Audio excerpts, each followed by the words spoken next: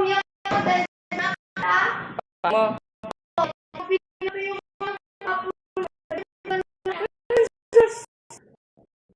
Yata yun. Hindi ko matandaan kung hapon. Ma'am, hindi po ako pumunta sa inyo ng hapon.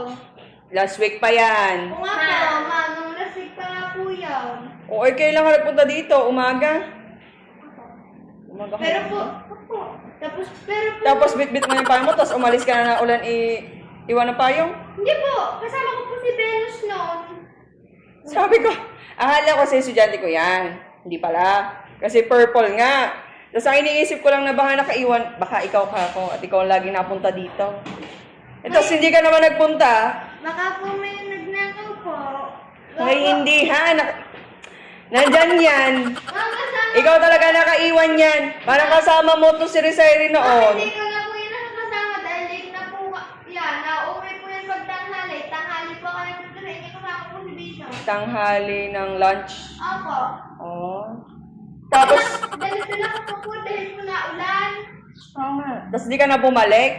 Eh, tapos di ko naman matanda kung kanino yan. Akala ko sa estudyante ko. Oh, dala mo, iniwan mo nga yan dito. Tapos nang kayo. Iniwan mo nga yan dito. Kaya sabi ko, kabay payong din, hindi ko makilala kung kanino. Hindi naman akin, kulay blong akin. Hindi rin sa estudyante ko, parang iyo.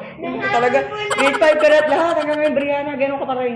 Ma'am, hindi po ma'am. Ito. O siya, ingat kayong dalawa.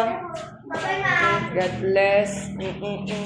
God bless, dalaga na eh. Ay, mag-iingat ng gamit. Bye ma'am. Bye.